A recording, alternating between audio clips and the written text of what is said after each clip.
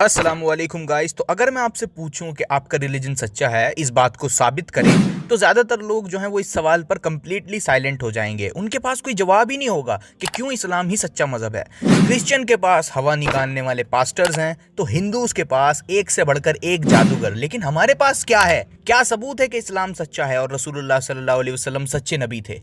तो आज मैं आपको 10 क्लियर प्रूफ्स दूंगा जिससे ये बात साबित होगी कि इस्लाम ही हक है, इस्लाम ही ट्रू रिलीजन है।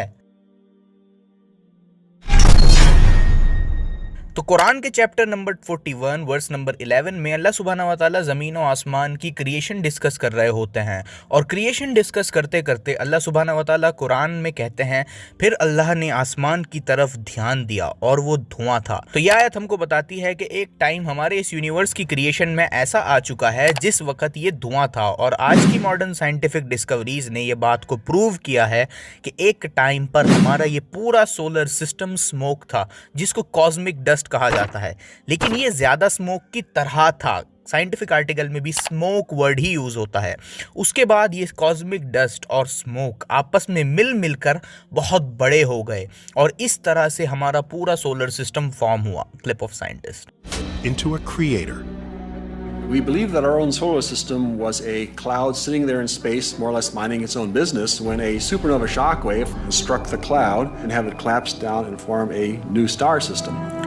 तो 1400 साल पहले मोहम्मद सल्लल्लाहु अलैहि वसल्लम को इस चीज के बारे में किसने बताया?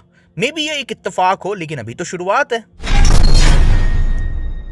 रसूलुल्लाह सल्लल्लाहु अलैहि वसल्लम ने आज से 1400 साल पहले एक बात हमको बताई थी, जो कि सही अल बुखारी 1036 नंबर हदीस में कुछ इस तरह आई है कि क़यामत जब तक नहीं आएगी जब तक जलजले अर्थक्वेक्स फ्रीक्वेंट ना हो जाएं, यानी ज़्यादा आम ना हो जाएं, यानी क़यामत से पहले जलजलों की फ्रीक्वेंसी बढ़ जाएगी। और आप कुछ डाटाज देख सकते हैं, ओवरऑल अर्थक्वेक्स की तादाद बढ़ती ही जा रही है। ऐसा तो हो रहा है कि किसी साल ज़्यादा किसी साल कम, लेकिन ओवरऑल ग्राफ जो है वो ऊपर की तरफ ही जा रहा है। और एक है, इसमें भी आप देख सकते हैं कि नंबर ऑफ अर्थक्वेक्स की तादाद बढ़ती ही जा रही है।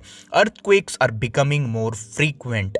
और आए दिन हम सुनते ही रहते हैं कि अब यहाँ अर्थक्वेक आया और अब वहाँ अर्थक्वेक आया। पहले ऐसा नहीं था 1400 साल पहले। तो इतनी एक्यूरेट प्रिडिक्शन 1400 साल पहले कौन बता सकता था रसूलुल्लाह सल्लल्लाहु अलैहि वसल्लम को? कुरान में एक और बड़ी कमाल की और माइंड ब्लोइंग चीज़ हमको देखने को मिलती है। कुरान के चैप्टर 17 वर्स 12 में आता है, अल्लाह सुब्हानहू व तआला ने रात और दिन को दो निशानियां बनाया। रात की निशानी यानी मून को हमने धुंधला कर दिया, मिटा दिया, इरेज कर दिया या फीका कर दिया। और दिन की निशानी यानी सूरज को हमने चमकता रखा। तो इस आयत से हम साफ देख सकते हैं कि रात की निशानी को अल्लाह ने मिटा दिया या बुझा दिया, यानी एक टाइम पर चांद भी जलता था, रोशन था सूरज की तरह, और चांद में भी बहुत चमक थी। लेकिन क्योंकि अल्लाह ने उसको रात की निशानी बनाया तो उसको बुझा और मिटा दिया गया, उसकी लाइट छीन ली गई। और आज ये कोई ढकी छुपी बात नहीं है। आज साइंटिस्ट इस बात को जानते और मानते हैं कि एक टाइम पर हमारा ये मून एक फायरी मैस था। फिर धीरे धीरे इसकी आग ठंडी हुई और ये बुझ गया। That the Earth formed, and while it was still young, another planet-sized object, something about the size of Mars, came in and hit the Earth. Blew off a huge amount of material, which then coalesced and formed the moon. और आज भी कुछ ऐसे संकेत हमको मिलते रहते हैं मून की तरफ से कि शायद ये स्टिल थोड़ा थोड़ा एक्टिव है अंदर से। The moon is small enough that over 4 billion years, it should have cooled all the way through. And yet, there's still some things that we see that maybe kind of sort of indicate that there's still stuff going on inside of it. तो रसूलुल्लाह सल्लल्लाहु अलैहि वसल्लम को ये सब बातें किसने बताई 1400 साल पहले? रसूलुल्लाह सल्लल्लाहु अलैहि वसल्लम ने सही मुस्लिम की हदीस नंबर 157C में इरशाद फरमाया कि क़यामत जब तक नहीं आएगी जब तक अरब की सरजमी वापस हरी ना हो जाए। यानी रसूलुल्लाह सल्लल्लाहु अलैहि वसल्लम 1400 साल पहले एक छोटे से शहर के छोटे से इलाके में फरमा रहे हैं कि पहले अरब की ज़मीन ग्रीन होगी, उसके बाद क़यामत आएगी। और आज ये पेशन गोई हम अपनी आंखों से पूरी होते हुए देख पा रहे हैं। ये नासा की सैटेलाइट इमेजेस से भी आप देख सकते हैं कि कैसे पहले सिर्फ रेगिस्तान था, सिर्फ रेगिस्तान, और फिर कुछ समय बाद थोड़ी ग्रीनरी आई और फिर और बढ़ी और फिर और बढ़ी और सऊदी अरब के कई इलाकों में खेत और ग्रीनरी आ चुकी है, आप खुद देख सकते हैं।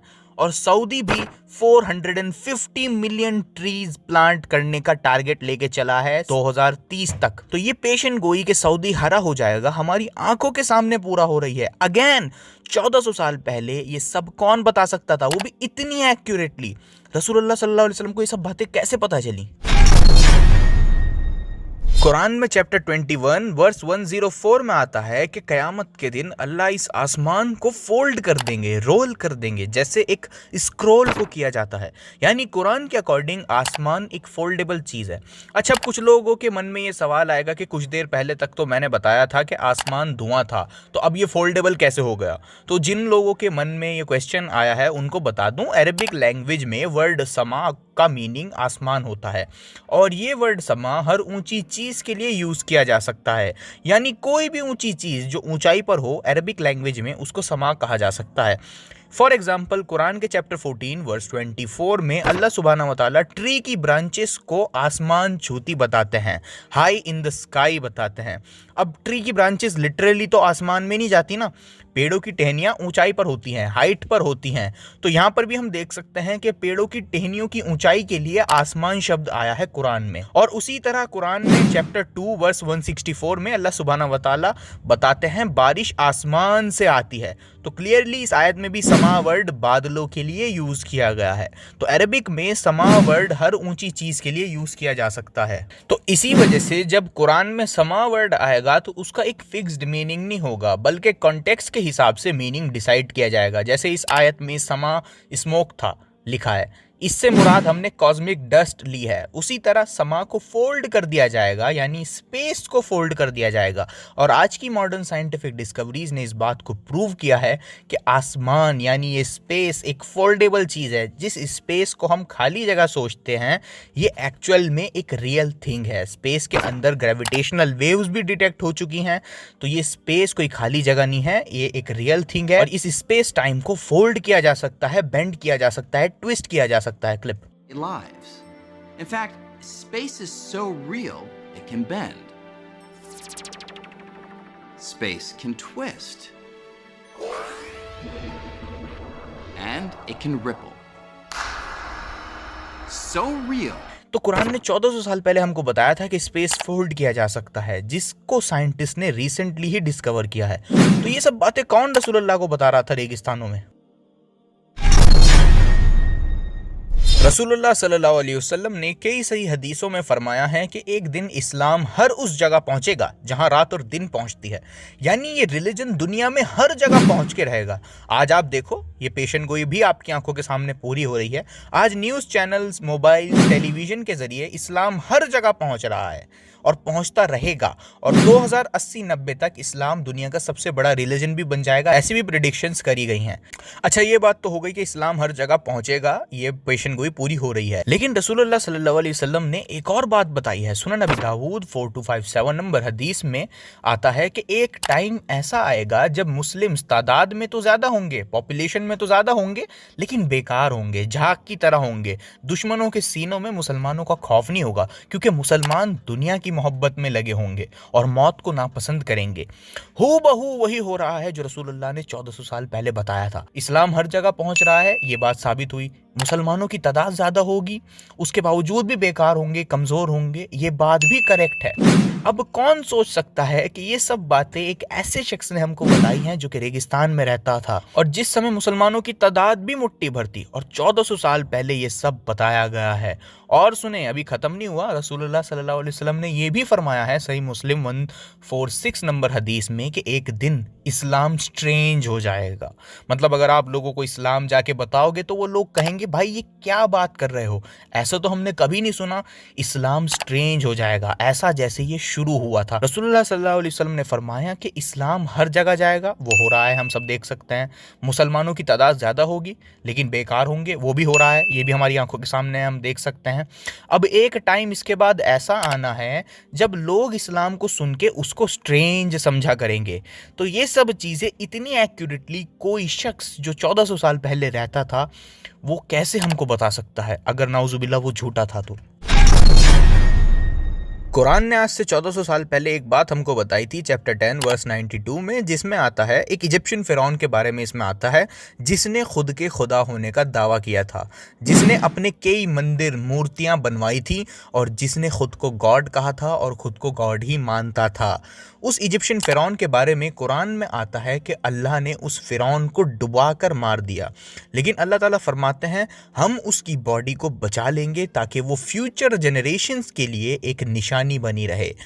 रामसेस द सेकंड की लाश यानी फिरौन की लाश 1881 सीई में डिस्कवर हुई और इसकी ये माइंड ब्लोइंग प्रिजर्वेशन देखकर हर कोई हैरान था।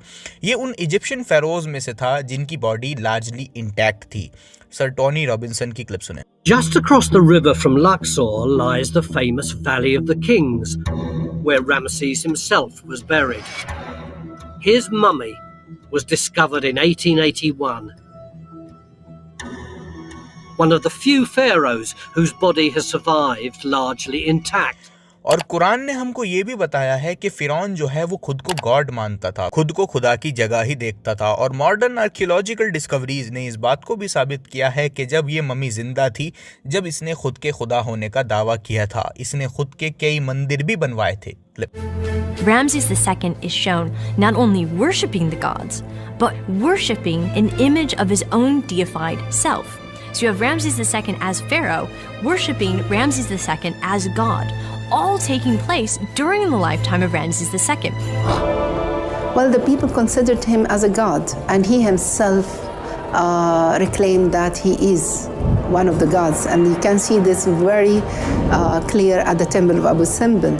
When you reach the Holy of the Holiest at the end of the temple, you find Ramses II is sitting beside other gods. So he became himself a god. Historically Ramses the second की body priest ने एक secret location पर छुपाई थी 1000 year BCE में। और जिस time Quran ने यह बताया था कि फिरौन की लाश को बचा लिया जाएगा, उस टाइम तो किसी के फरिश्तों को भी नहीं पता था कि फिरौन है कहाँ। ऐसे में 1881 CE में फिरौन की लाश मिलना और आज तक उस लाश का म्यूजियम में रखा हुआ होना एक ही बात साबित करता है कि ये कुरान कोई इंसान लिख ही नहीं सकता। और फिरौन के बारे में और बहुत कुछ जानने के लिए आप मेरी ये वीडियो देखिएगा। 1 घंटे की वीडियो मैंने सिर्फ फिरौन के टॉपिक पर बनाई है, तो ये वीडियो से आपको बहुत कुछ सीखने को मिलेगा। तो ये वीडियो की लिंक डिस्क्रिप्शन में मिल जाएगी। तो ये बात रसूलुल्लाह सल्लल्लाहु अलैहि वसल्लम को किसने बताई कि फिरौन की लाश को बचा लिया जाएगा और वो लाश हमको मिल भी जाती है? रसूलुल्लाह सल्लल्लाहु अलैहि वसल्लम ने आज से 1400 साल पहले रेगिस्तान में बैठकर एक प्रोफेसी हमको बताई थी, बड़ी कमाल की प्रोफेसी। रसूलुल्लाह सल्लल्लाहु अलैहि वसल्लम सही बुखारी हदीस नंबर 50 में फरमाते हैं कि जब काले ऊंटों के चरवाहे कंपीट करने लगे, ऊंची ऊंची इमारतें बनाने में फक्र करने लगे, कंपीट करने लगे, तब कयामत का वेट करना। रसूलुल्लाह ने फरमाया कि ये चरवाहे, ये ऊंटों को चराने वाले, ये लोग बड़ी बड़ी बिल्डिंग्स बनाने में कंपटीशन करेंगे और ये पेशन गोई भी आपकी आंखों के सामने पूरी हो रही है। 50s तक इन अरब के लोगों की हालात ऐसी रही, लेकिन 50s में क्या हुआ? ऑयल मिला, द ब्लैक गोल्ड। फिर तो आप सब लोग जानते ही हैं कि क्या हुआ। फिर इन्हीं ऊंटों के चरवाहों ने ऊंची ऊंची इमारतें बनाना शुरू कर दिया, एक दूसरे से कंपटीशन शुरू कर दिया। दुनिया की सबसे ऊंची बिल्डिंग दुबई में है, बुर्ज खलीफा, और अब एक जेद्दा टावर बन रहा है सऊदी में जो बुर्ज खलीफा से भी ऊंचा होगा, और एक और प्रोजेक्ट है जो कि 2 किलोमीटर लंबा होगा। तो एक कांस्टेंट कंपटीशन चल रहा है। तो ये बात कौन 1400 साल पहले सोच सकता था? जहां ये लोग ऊंटों को चराया करते थे, आज वहीं पर ऊंची ऊंची इमारतें बनी हुई हैं। फिर मेरा सवाल यही होगा कि कौन सी टाइम ट्रैवल की मशीन रसूलुल्लाह सल्लल्लाहु अलैहि वसल्लम को ये सब जानकारी दे रही थी? अच्छा, कुछ लोग आज भी और आज से 2-3 साल पहले तक भी कुरान की चैप्टर 16 वर्स 15 का मजाक बनाते थे और कहते थे कि कुरान में तो लिखा है कि माउंटेन्स अर्थक्वेक्स को प्रिवेंट कर सकते हैं, यानी माउंटेन्स की वजह से अर्थक्वेक्स का इम्पैक्ट कम हो सकता है। कुरान में ऐसा लिखा है उनके अकॉर्डिंग। तो इस्लाम के दुश्मन कहते हैं कि कुरान अनसाइंटिफिक है क्योंकि माउंटेन्स अर्थक्वेक्स को प्रिवेंट नहीं कर सकते हैं। क्लिप।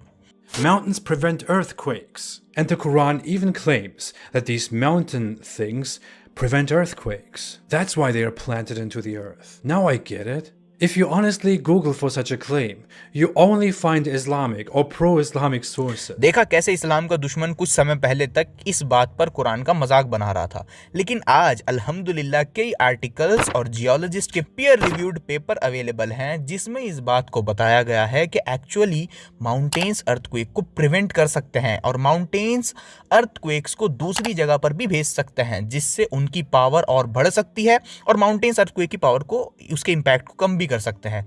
तो माउंटेन्स अर्थक्वेक्स के इम्पैक्ट को कम भी कर सकते हैं और बढ़ा भी सकते हैं। और इस आयत की और भी मल्टीपल इंटरप्रिटेशंस हैं, सिर्फ यही नहीं है। लेकिन जिस आयत का ये लोग मजाक बना रहे थे, आज हम उन लोगों का मजाक बना रहे हैं। तो 1400 साल पहले ये बात रसूलुल्लाह सल्लल्लाहु अलैहि वसल्लम को कौन बता सकता था कि माउंटेन्स जो हैं वो अर्थक्वेक को प्रिवेंट कर सकते हैं। रसूलुल्लाह सल्लल्लाहु अलैहि वसल्लम की एक हदीस है, सही मुस्लिम 2646। इसमें आता है जब बच्चा माँ के पेट में होता है तो वो पहले एक ड्रॉप ऑफ सीमेन होता है, फिर वो क्लॉट ऑफ ब्लड होता है, फिर वो लंप ऑफ फ्लैश बनता है एंड उसके बाद मेल एंड फीमेल बनता है। तो इस हदीस का इस्लाम के दुश्मन आज भी मजाक बनाते हैं और कहते हैं कि बच्चा मेल बनेगा या फीमेल बनेगा, ये चीज़ तो इस स्टेज से ही तय होती है जब सिर्फ स्पर्म होता है, तभी से ये तय होता है कि बच्चा मेल बनेगा या फीमेल बनेगा। लेकिन उन इस्लाम के दुश्मनों को ये चीज़ नहीं पता कि इस हदीस में रसूलुल्लाह सल्लल्लाहु अलैहि वसल्लम एम्ब्रियो की फाइनल शेप की बात कर रहे हैं। फाइनल शेप यानी इस हदीस के अकॉर्डिंग एम्ब्रियो को उसकी फाइनल शेप कई स्टेजेस के बाद मिलती है और ये चीज़ आज साइंटिफिकली हमको पता है। ये रिसर्च पेपर आपके सामने है, genetic mechanism of sex determination. इसमें साफ साफ बताया है 7th वीक से पहले एम्ब्रियो जो है वो इनडिफरेंट होता है, यानी 7वें हफ्ते से पहले एक एम्ब्रियो ना तो मेल की तरह दिखता है और ना ही फीमेल की तरह दिखता है। 7th वीक के बाद सेक्सुअल डिफरेंस शुरू होता है। तो जैसा कि इस हदीस में बताया गया कि एक एम्ब्रियो को उसकी फाइनल शेप बाद में मिलती है, आज मॉडर्न साइंस भी वही कहती है। Clip. Your baby's sex is set at conception. At around 7 weeks, your baby's internal sex organs, such as ovaries and testes, begin to form in the abdomen. Male and female sex organs and genitalia look the same at this stage because they're derived from the same structures. और यही वजह है कि professor Keith अल्मूर, जो कि एक माने जाने एम्ब्रियोलॉजिस्ट हैं, जब उनको कुरान की आयतें जो कि एम्ब्रियोलॉजी के ताल्लुक से हैं और ये हदीसें दिखाई गई, तो उन्होंने भी कहा था कि ये सब जानकारी रसूलुल्लाह सल्लल्लाहु अलैहि वसल्लम को अल्लाह के सिवा कोई और नहीं दे सकता है। Clip. Descriptions of the human embryo in the Quran cannot be based on scientific knowledge in the 7th century. The only reasonable conclusion is that these descriptions were revealed to Muhammad from God. तो आप बताएं, ये सब information रसूलुल्लाह को कौन दे सकता है 1400 साल पहले? एविडेंसेस बिल्कुल क्लियर है, बस आपको हिम्मत करके एक्सेप्ट करना है।